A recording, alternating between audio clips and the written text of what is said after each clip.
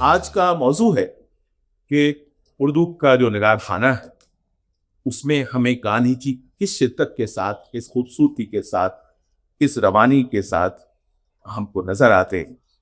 तो मुझे खुशी है कि आज बहुत ही अहम पैनल हमारे साथ है। हमारे साथ तुषार साहब हैं जो कि गांधी जी के विरासत के अमीन भी हैं और अलमबरदार भी हैं। मैं उन्हें याद दिलाना चाहूँगा कि जिस ज़माने में गांधी जी को हमसे जुदा कर लिया गया, छीन लिया गया, उस ज़माने में वो बहुत एक्टिवली उर्दू सीख रहे थे और कोशिश करते थे कि लोगों को ख़त भी उर्दू में लिखें। और सिर्फ उर्दू नहीं, वो गुजराती भी लोगों से कहते थे कि हमको गुजराती में लिखो। वो दौर है जब गांधी जी सबसे कह रहे थे कि आपकी जो मादरी ज़बान है उसको बचा के रखना है, उसको संजो के रखना है। तो मैं चाहूँगा कि आप हमारे साथ जो आपकी आपने अपने ख़ानदान में जो बातें सुनी हों उस दौर की, और गांधी जी का ज़बान को लेके, भाषा को लेके एक ख़ास उनकी सोच थी जो कि आगे नहीं चल पाई बदकिस्मती से। तो वो हमारे हाज़रीन के साथ आप कुछ बाँटें। ज़रूर। बहुत-बहुत शुक्रिया आपने मुझे ये मौका दिया, क्योंकि जब मुझे ये बुलाया गया कि आप आके यहाँ बोलिए, तो थोड़ी उलझन हो गई थी कि उर्दू की महफ़िल में मैं बोलूँगा क्या? उतनी साफ़ ज़ुबान तो है नहीं मेरी, पर अब तक आपने खालिस उर्दू बोली है, जो जो कहा है आपने, ये सब खालिस उर्दू। बहुत साफ बोलिए, बहुत साफ बोलिए।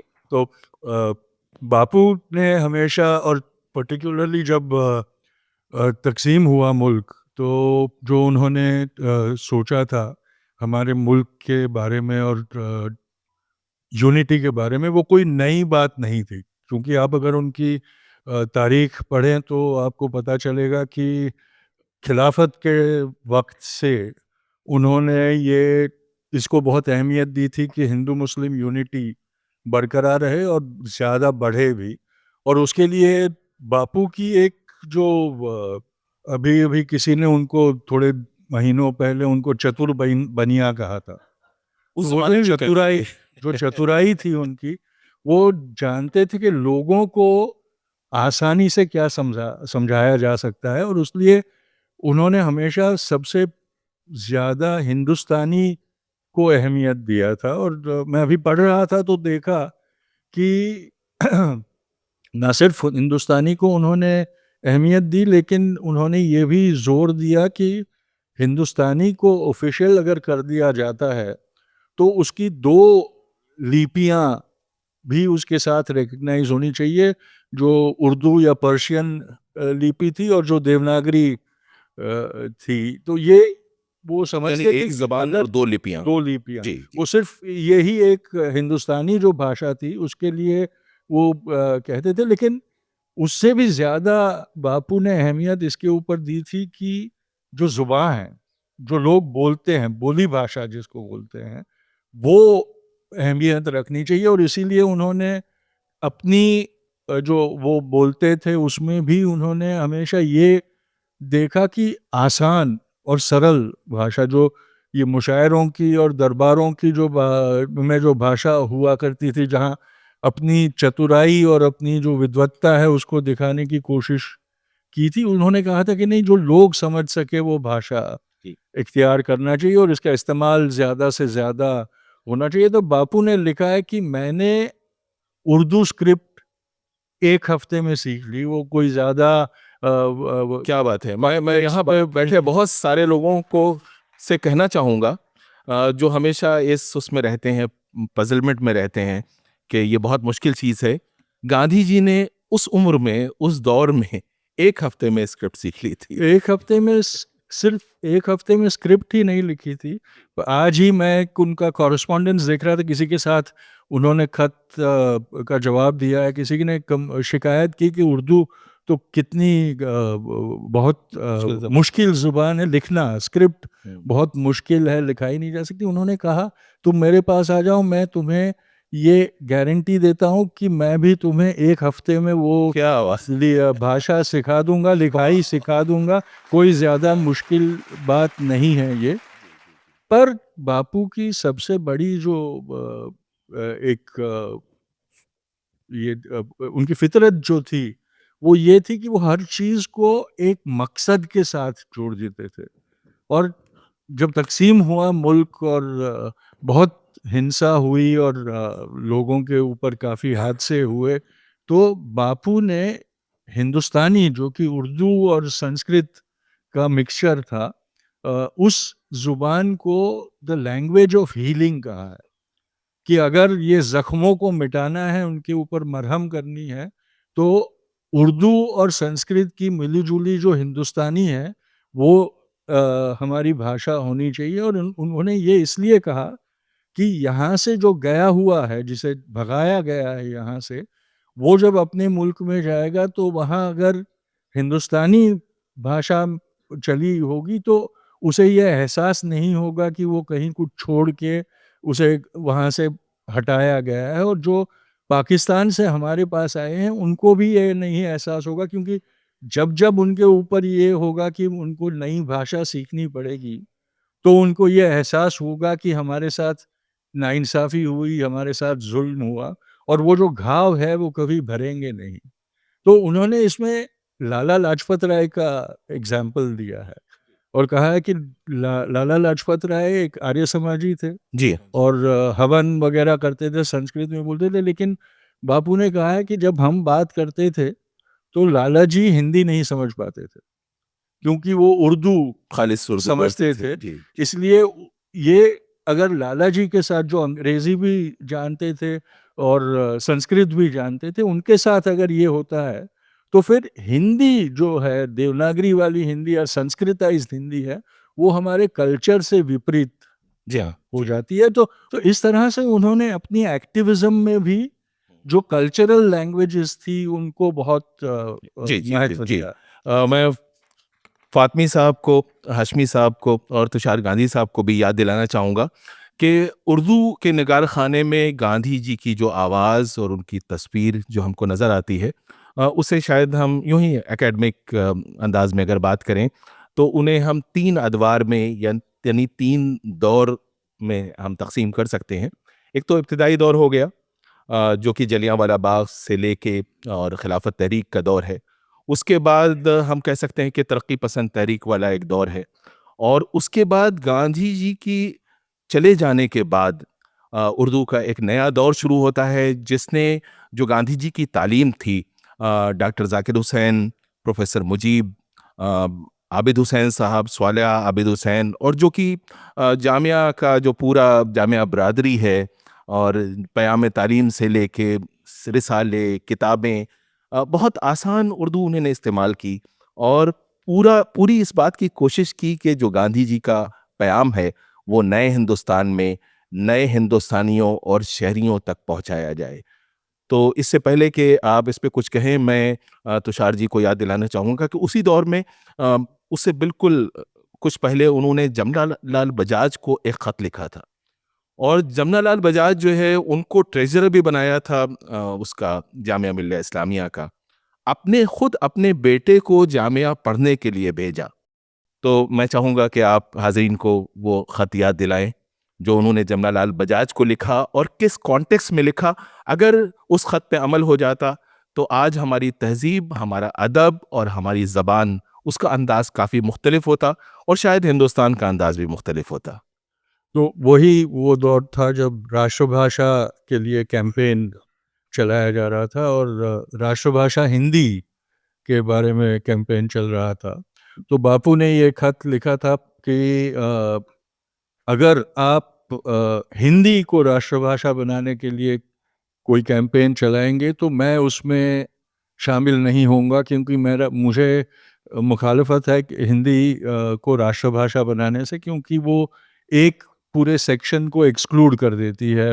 हमारे राष्ट्र का जो एक कल्पना है, हमारी राष्ट्र की जो एक विचार है, उससे एक पूरे सेगमेंट को सेपरेट आउट कर देगी, सिंगल आउट कर देगी। इसलिए मैं उसमें नहीं जा सकता। उसी पत्र के आगे जमनालाल जी की मौत के बाद सिंघानिया जी वो राष्ट्रभाषा प्रचार के प्रेसिडेंट हुए थे और हिंदी प्रचार के लिए उन्होंने एक सम्मेलन रखा था। बापू ने उनको पत्र लिख के ये कहा था कि आप अगर सिर्फ हिंदी का प्रचार करने के लिए सम्मेलन कर रहे हैं तो मैं हिंदुस्तानी प्रचार सभा में जो चंदा जमनालाल जी ने जमा किया है उसमें से आपको पैसा लेने नहीं दूंगा, क्योंकि जो एक परिकल्पना थी इस फंड की जी उसके खिलाफ आप काम कर रहे हैं। तो ये बहुत स्पष्ट और उनकी धारणा थी कि अगर हिंदुस्तान की जो हम हमेशा ये मिली-जुली तहज़ीब की बात करते हैं, जो गंगा जमुनी तहज़ीब की बात करते थे, तो वो भाषा के रूप में अगर हम देखें तो वो गंगा जमुनी तहज़ीब हिंदुस्तानी थी, जिसमें संस्कृताइज़ हिंदी भी थी और उर्दू भी उतनी ही शामिल जी, जी। हुआ करती थी, और वो उसी की हिमायत करते थे कि वही हमारे राष्ट्र का एक चिन्ह होना चाहिए और जी, हमारे राष्ट्र जी। की आत्मा हाँ। होनी चाहिए। तो मैं समझता हूँ कि गांधी जी के इसी हिदायत के बाद जो आसान उर्दू हम जामिया की उर्दू जिसे कह सकते हैं, डॉक्टर जाकिर हुसैन की उर्दू, तो उसके बारे में मैं चाहूँगा कि आप कुछ रोशनी डालें। देखिए, जामिया जो प्रोडक्ट है वो अलीगढ़ मूवमेंट से टूट कर निकला हुआ एक प्रोडक्ट है। जो नेशनलिस्ट थे, जो गांधीआइट्स थे, जो सर सैयद से डिफ़र करते थे, तो वो इसलिए उनकी ज़बान भी, उनका लिटरेचर भी, उनकी सारी चीज़ें भी बहुत आसान उर्दू में हैं। एक फ़नकार का नाम रहा जा रहा है, अगर आप इजाज़त दें तो मैं, जी ज़रूर ज़रूर ज़रूर। वो शायर नहीं है, लेकिन हिंदुस्तान का उर्दू और हिंदी का सबसे बड़ा स्टोरी राइटर है, जिसका नाम है प्रेमचंद। प्रेमचंद के 3 हिस्से हैं ज़िंदगी के। एक तो वही रहा, आर्य समाजी थे शुरू में, लेकिन 1919 के बाद, जलियांवाला के बाग के बाद उन्होंने नौकरी छोड़ी और पूरे तौर पर गांधीवादी हो गए। एक जगह लिखा उन्होंने कि दुनिया में मैं महात्मा गांधी को सबसे बड़ा मानता हूँ। ये प्रेमचंद लिख रहे हैं। उनका नस्बुल ऐन भी यही है कि मजदूर किसान सुखी रहें। वो उन लोगों को आगे बढ़ाने के लिए आंदोलन चला रहे हैं, मैं उनको लिखकर उनकी हिम्मत बढ़ा रहा हूँ। और आप देखें, बगौर ये वो रंग भूम और कर्म भूम, उनके जो 2 नॉवेल हैं, वो टोटल गांधीयन फिलॉसफी पर टिके हुए हैं। और जिसमें सूरदास जो एक अंधा किरदार है, वो सत्याग्रह करता है अपनी जमीन छुड़ाने के लिए, वो सब के सब गांधी। आप गौदान को भी गांधीयन फिलॉसफी से अलग करके नहीं ले बिल्कुल, सकते। बिल्कुल, बिल्कुल। लेकिन 1932 के बाद, अंगारे छप जाने के बाद, धीरे धीरे प्रेमचंद समाजवाद की तरफ, मार्क्सवाद की तरफ बढ़ रहे थे, और गौदान 1936-37 में लिखा गया। थोड़ा सा इम्पैक्ट समाजवाद का भी है। तो प्रेमचंद, गांधी और प्रेमचंद एक ही सिक्के के एक तरह से जी, 2 रुख हैं, जी, जी, जी। जिनको हम अलग करके नहीं दे सकते। और एक दौर उनका वो भी है जब वो जामिया में आए, जामिया में काम किया और कफन जैसा और कफन जैसी कहानी जामिया में जामिया भी पे बैठकर लिखी गई। और जामिया के रिसाले में पहली मर्तबा 1935 में छपी।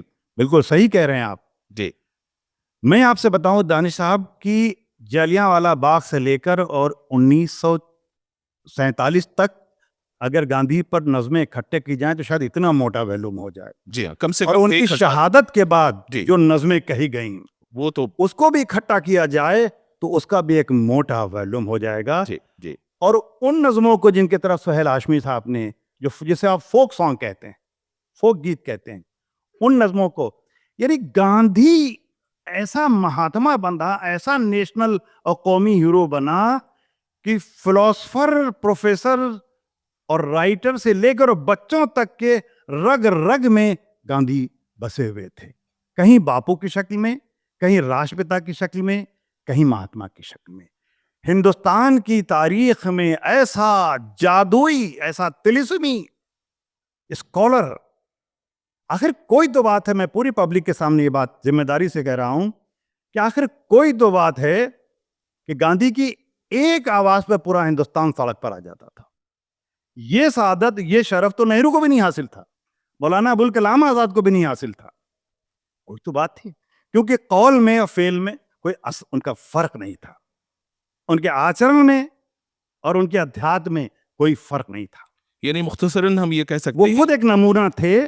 जी गांधी अफसोस के साथ ये कहना चाह रहा है कि खलील जिब्रान ने बड़ी अच्छी बात कही है कि बदनसीब होता है वो मुल्क और माशरा जो ऐसी ऐसी अजीम और शान शख्सियतें जहां इतिहास में गूंगी होती चली जाएं। तो मैं चाहूँगा कि गांधी जी का जो इम्पैक्ट आपको बाद के दौर में नज़र आता है तरक्की पसंद तहरीक से लेके और आज तक के दौर में, और ख़ास तौर से जो लोग पाकिस्तान चले गए, पाकिस्तान के जो शायर थे, उनकी परवरिश कहाँ हुई थी, उनकी वो कहाँ बने थे, इसी मुल्क में बने थे, वहाँ जाने के बाद भी वो गांधीयन सेंसिबिलिटी दिखा रहे थे और आज तक दिखा रहे हैं। मैं इस सिलसिले में एक छोटा सा इक़्तिबास पढ़ना चाहता हूँ। ये जी माइक्रोफोन पास। बहुत मशहूर शायर हैं और शायर थे और तंज़निगार थे। इब्न इंशा उनका नाम। उन्होंने 1971 में एक किताब लिखी जिसका नाम था उर्दू की आखिरी किताब। तो हम सब लोगों ने स्कूलों में पढ़ी हैं हिंदी की पहली किताब, हिंदी की दूसरी किताब, हिंदी की first English primer, second English primer. Ibn Insha ने उर्दू की आखिरी किताब लिखी और ब्यूरो ऑफ टेक्स्ट बुक्स को भेज दी छापने के लिए, उन्होंने रिजेक्ट कर दी। फिर उन्होंने दानियाल प्रेस कराची ने उस किताब को छापा। वो किताब बिल्कुल एक जैसे टेक्स्ट बुक होती है उस तरीके से ऑर्गेनाइज की गई है। उसमें एक चैप्टर ज्योग्राफी के ऊपर है और ज्योग्राफी में एक चैप्टर पाकिस्तान पे है और एक चैप्टर हिंदुस्तान पे है। हिंदुस्तान का जो चैप्टर है वो जहां से शुरू होता है उसका मैं पहला पैराग्राफ आपके लिए पढ़ रहा हूं। आप देखिए भारत के बाद क्या होता है। ये भारत है, गांधी जी यहीं पैदा हुए थे, लोग उनकी बड़ी इज्जत करते थे, उनको महात्मा कहते थे, चुनाचे मारकर उनको यहीं दफन कर दिया और समाधि बना दी। दूसरे मुल्कों के बड़े लोग आते हैं तो उस पर फूल चढ़ाते हैं। अगर गांधी जी न मरते या न मारे जाते तो पूरे हिंदुस्तान में अकीदतमंदों के लिए फूल चढ़ाने की कोई जगह नहीं थी। यही मसला हमारे यानी पाकिस्तान वालों के लिए भी था। हमें कायदे आजम का ममनून होना चाहिए कि खुद ही मर गए और सिफारती नुमाइंदों के फूल चढ़ाने के लिए एक जगह पैदा कर दी, वरना शायद हमें भी उनको मारना ही पड़ता। तो ये 71 की किताब है कि में लिखी गई किताब। जिन चीज़ों का जिक्र अभी किया गया, मैं बहुत इख्तिसार से जामिया तहरीक का जिक्र किया फातमी साहब ने, दानिश साहब ने। हयातुल्लाह अंसारी उन लोगों में से हैं जो जामिया तहरीक से बहुत शुरू से जुड़े हुए थे। उन्होंने एक बहुत बड़ा एपिक प्रोपोर्शन का नॉवल लिखा, लहू के फूल। वो 5 वॉल्यूम में है और वो पूरी आज़ादी की तहरीक की हिस्ट्री है और वो बहुत डीपली इन्फ्लुएंस्ड हैं गांधी जी से और गांधी जी के फलसफे से, उनकी लीडरशिप से। उसके बाद हिंदुस्तान का जो पाकिस्तान जब बंटवारा हुआ, तक़सीम हिंद हुआ, उसके बाद जो फसादात हुए जिसमें गांधी जी का कत्ल किया गया, ये सब उसके अंदर डॉक्यूमेंट किया गया है और ये हिंदुस्तान के बहुत बड़े नॉवेल्स में से एक में इसका शुमार होता है। जी, लहू के फूल। फिर प्रेमचंद का नॉवल जिसका जिक्र फातमी साहब ने किया, वो नॉन कोऑपरेशन पे है, मैदान अमल। कुर्रतुल ऐन हैदर का नॉवल आग का दरिया, उसमें बड़ी तफसील से गांधी जी का फलसफा, फ्रीडम स्ट्रगल और 2 नेशन थ्योरी का को अटैक किया गया कि मजहब के नाम के ऊपर मुल्क नहीं बन सकते। कमाल की बात यह है कि एक साहब हैं पाकिस्तान में थे, एहसान फारूकी, ओरिजिनली लखनऊ के थे।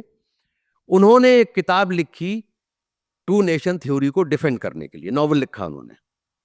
उस नॉवल में सब कुछ लिखा उन्होंने, बड़ी कोशिशें की, लेकिन गांधी जी के खिलाफ कुछ भी वो ऐसा नहीं इकट्ठा कर पाए जिससे वो गांधी जी को क्रिटिसाइज कर सकते।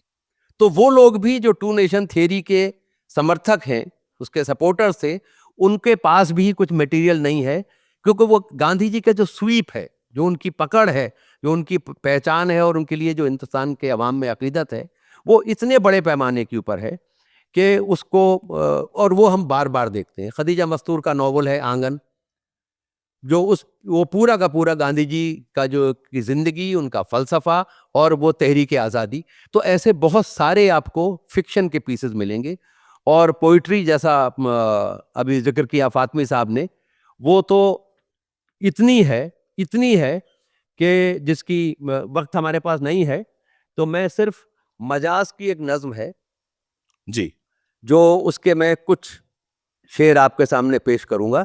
जी इरशाद। उस नज्म का गजल का नाम था सानेहा। सानेहा इज एक्सीडेंट, ट्रेजिडी। दर्दो गमे हयात का दरमा चला गया, वो खिजरे असरो ईसे दौरां चला गया। हिंदू चला गया ना मुसलमान चला गया, इंसान की जुस्तजू में एक इंसान चला गया।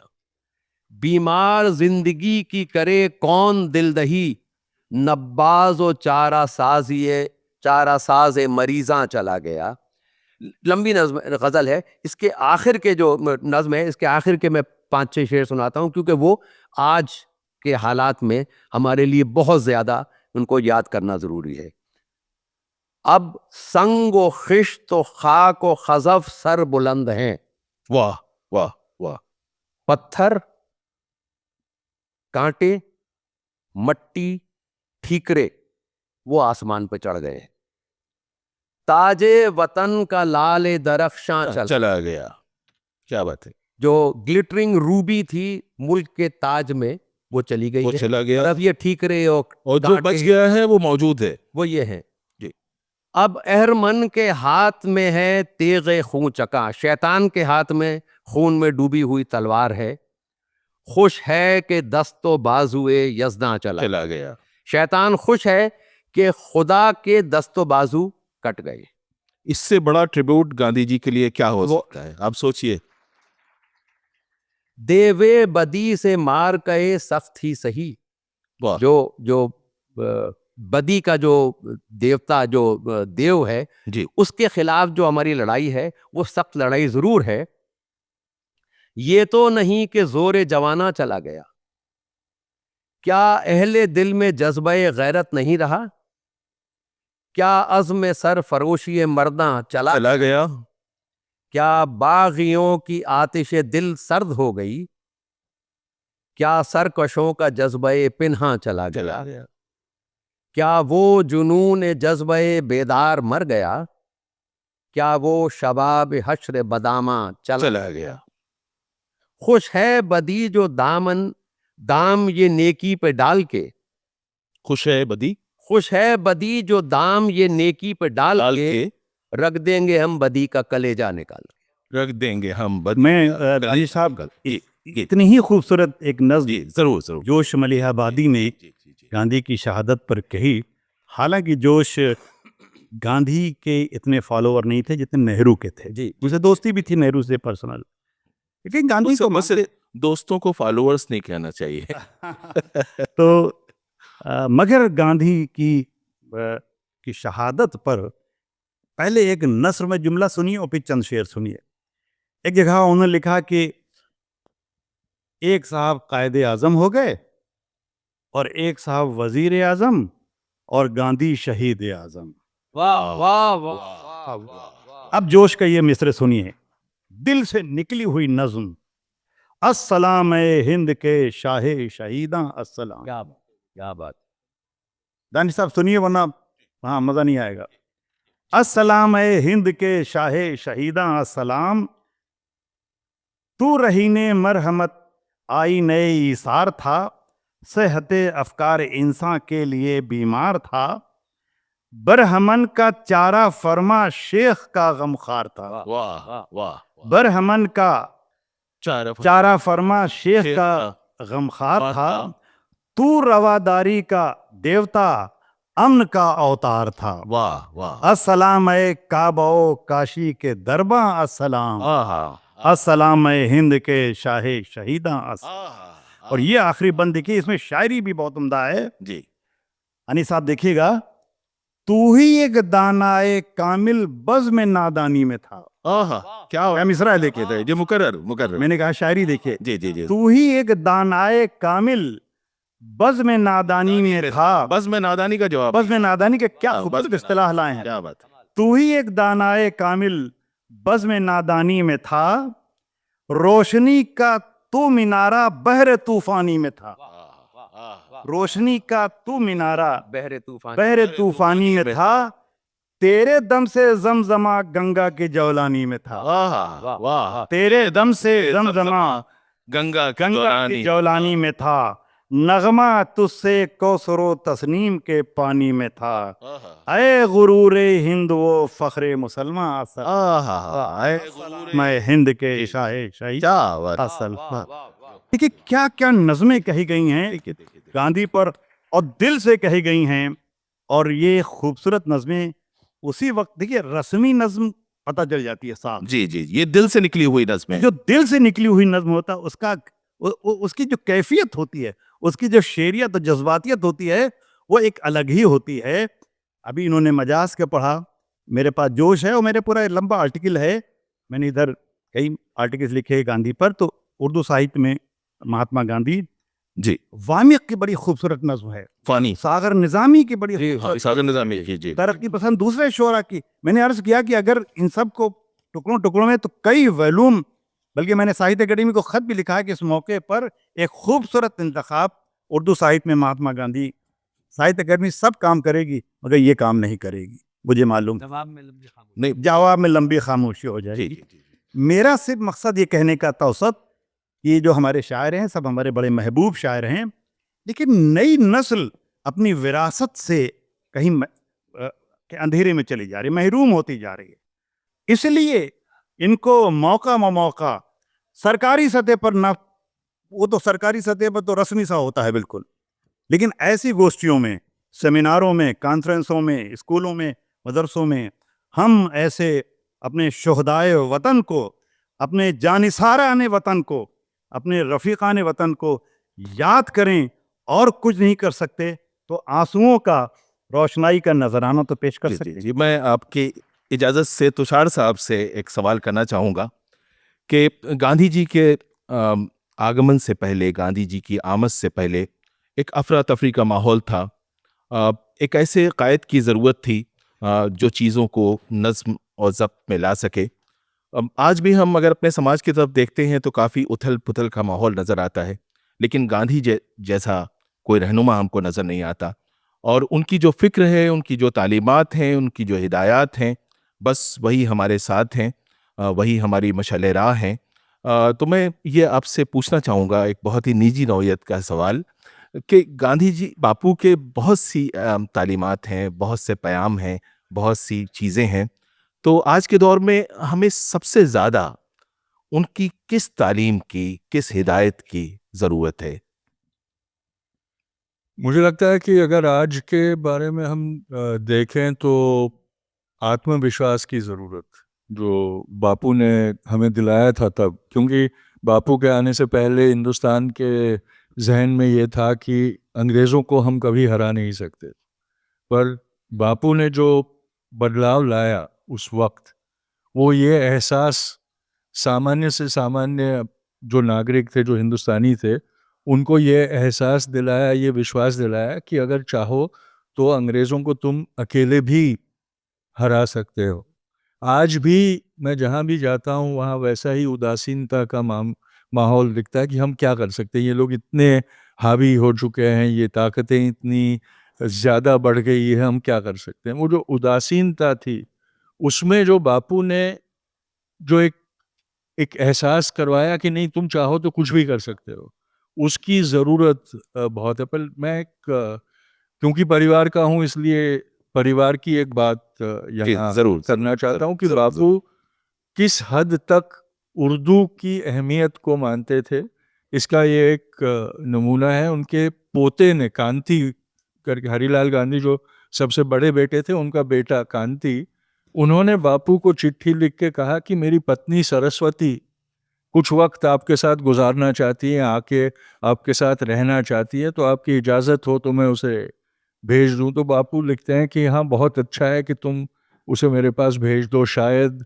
मेरे पास से वो कुछ सीख लेगी, कुछ उसे फ़ायदा हो, ऐसा हो सकता है, इसलिए ज़रूर उसको मेरे पास भेज दो। और चिट्ठी के आखिर में वो लिखती है कि मैं ये दावा तो नहीं कर सकता कि मेरे पास सीखने के लायक बहुत कुछ है सरस्वती के लिए, पर ये सरस्वती जो थी वो मलयाली थी, केरला जी, जी, जी। की थी।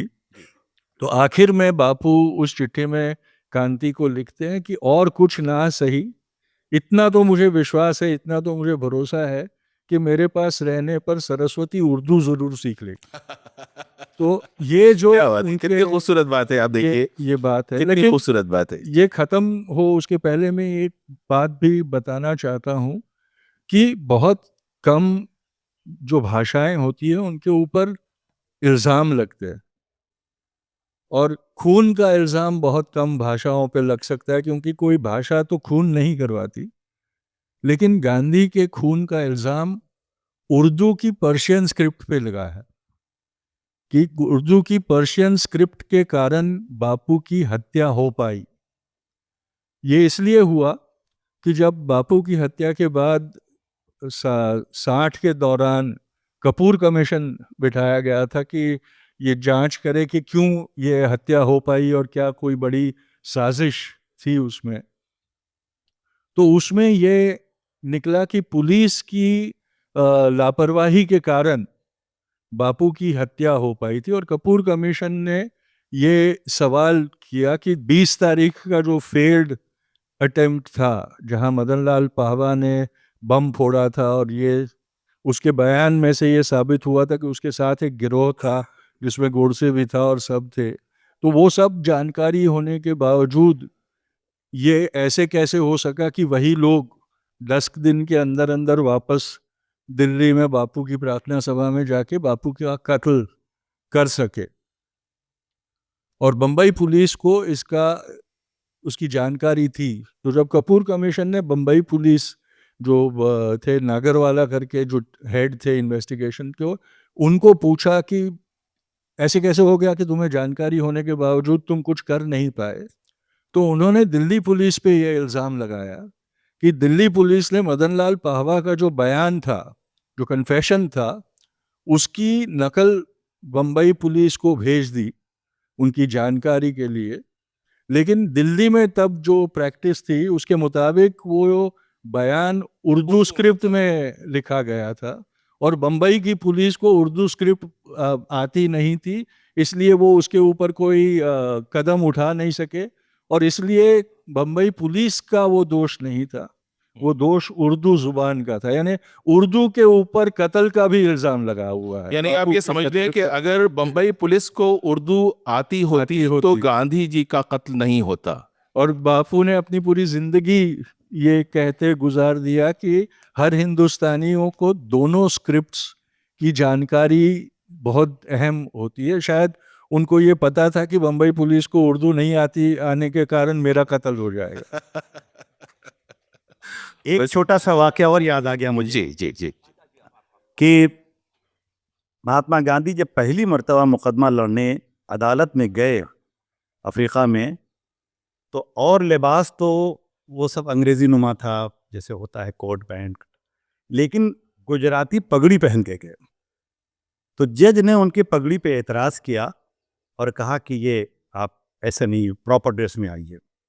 तो उन्होंने बगैर चूं चरा किए हुए और पगड़ी उतार दी और बहस की। जब बाहर आए तो वहाँ जो हिंदुस्तानी थे जिनका मुकदमा वो लड़ रहे थे, उन्होंने कहा बापू आपने ये क्या किया, आपने 1 मिनट में अंग्रेज की बात मान ली।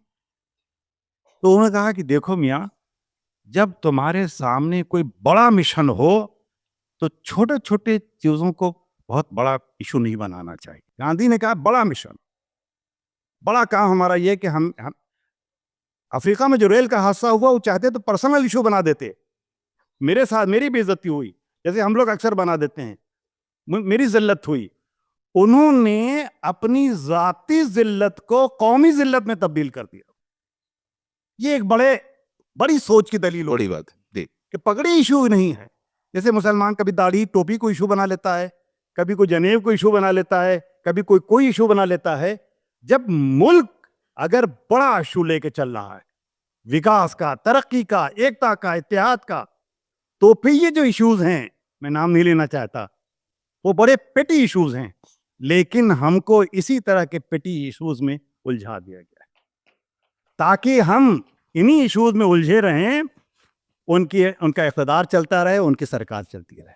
इसको समझना होगा आज के नौजवान को, आज के हिंदुस्तान को, गांधी की परिप्रेक्ष्य में। चलते चलते आखिरी बात मैं तुषार गांधी साहब से पूछना चाहूँगा, गांधी जी अगर अभी मौजूद होते तो उनका इस पे क्या रद्द-ए-अमल, क्या रिएक्शन होता, वो कहाँ होते? देखिए, ये जो सवाल आपने किया है कि अगर बापू आज होते तो वो कहाँ होते, तो मेरा ये मानना है कि अगर बापू आज होते तो हालात ही ऐसे ना होते, क्योंकि बापू कभी वाह, क्या बात है! बापू कभी हालातों से उलझे नहीं थे, वो उनके सिम्पटम्स को ही पहचान लेते थे और तब से उसके ऊपर कार्यरत हो जाते थे, वो काम करना शुरू हो जाते थे कि ताकि वो सिम्पटम्स जाके टर्मिनल ना हो जाए। हम लोग बात करते हैं तो जब वो जो इलनेस है वो टर्मिनल हो गया है तब हम जागे काम करने के लिए। इससे मेरा मानना है कि बापू ने इस हालातों को इस हद तक बिगड़ने ही ना दिया होता, वो बहुत पहले इसके खिलाफ काम करने लगते, क्योंकि जंतर मंतर पे जाना बापू अपनी हार मानते थे कि मैंने कभी इन सिम्टम्स को पहचाना नहीं और उसको इस हद तक बढ़ने दिया कि आज मुझे अब कोई कोई और चारा नहीं। ये जब से हुआ है तब से सब लोग कहते हैं कि गांधी अनशन पे बैठ गए होते। मैं नहीं मानता हूँ कि गांधी अनशन पे बैठे होते। गांधी ने वो ये हालात ये नहीं पैदा हालात होने पैदा ही नहीं होने दिए होते, वाह। वो बापू का इलाज होता। तो इस बेहतरीन गुफ्तगू, इन बेहतरीन मालूमात के लिए, इन बेहतरीन नज़्मों और अचार के लिए हम आपके बहुत शुक्रगुज़ार हैं। हमें जो वक्त दिया गया था हमने उससे ज़्यादा चुरा लिया इधर-उधर से तो इसके साथ ही हम आपका शुक्रिया अदा करना चाहेंगे। सभी हाज़रीन का भी शुक्रिया और शुरा का भी बहुत-बहुत शुक्रिया। नवाज़िश करम, मेहरबानी।